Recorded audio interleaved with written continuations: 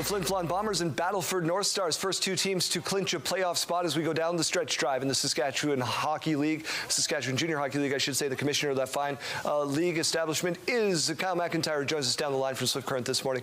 K-Mac, what's going on? How are you doing out there? I'm doing great. How are you, Daryl? It's a little bit cooler than I'd like it to be, but we're right in the middle of a playoff battle here. We got 10 games left in the regular season, and the title is still anyone's to grab. It's hockey weather, and we like that. Last year, we saw Melfort to do what they did. They were fabulous. They look like they're very much in the mix. How do you sort out how this thing's shaping up in terms of a playoff run here? Well, it's going to be difficult to sort out. I would say that Flin Flon is probably likely, in all likelihood, going to finish in first place, Daryl. They've been a strong team throughout the year. Jockeying for second and third. Yorkton's got a real good club. Nipawin's got a good club. Battleford has a real good club. So those 3 or 4 teams, the Terriers are right in the mix. So you got 4 teams that are kind of at the top.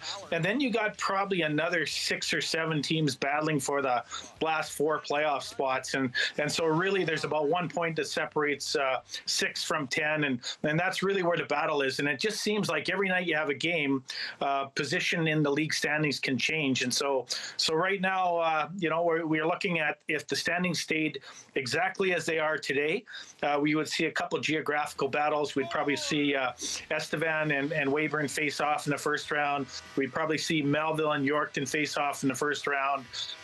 Probably Flin Flon either gets Kindersley or Melfort. Flin Flon probably doesn't want to play Melfort. Melfort has got a lot of guys coming back from their Centennial Cup team last year. Of course, they've had some trouble scoring, but parity is alive and well in the SJHL. Just about to say, aside from 2 teams, Laurent has struggled this year. Warman's still an upstart after moving from Notre Dame, but everybody else is right in the pack. You've established parity. How did you get to where you are here? Because a lot of leagues don't have that. Well, it has nothing to do with the commissioner, unfortunately. I think what it has to do is, we have a real good figure program in the 18U AAA League, got a lot of players from Saskatchewan. This year, 92.5% of our kids are from Western Canada. And so we know in Western Canada, the players play a different brand of hockey. It's physical, it's fast, it's competitive. It's a 200-foot game.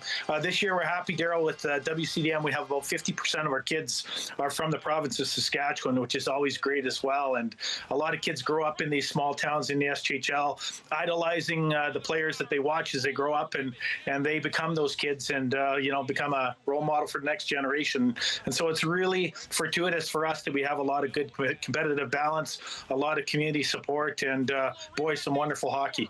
How is that support? Money matters, of course, and some teams over the last few years have had a couple of financial pressures and struggles. Where do we stand right now? I think it's pretty good. The thing about junior hockey is it is cyclical, and so you're always going to go through a downturn. And unfortunately, if you're not winning, you're not bringing in a lot of fans to your building.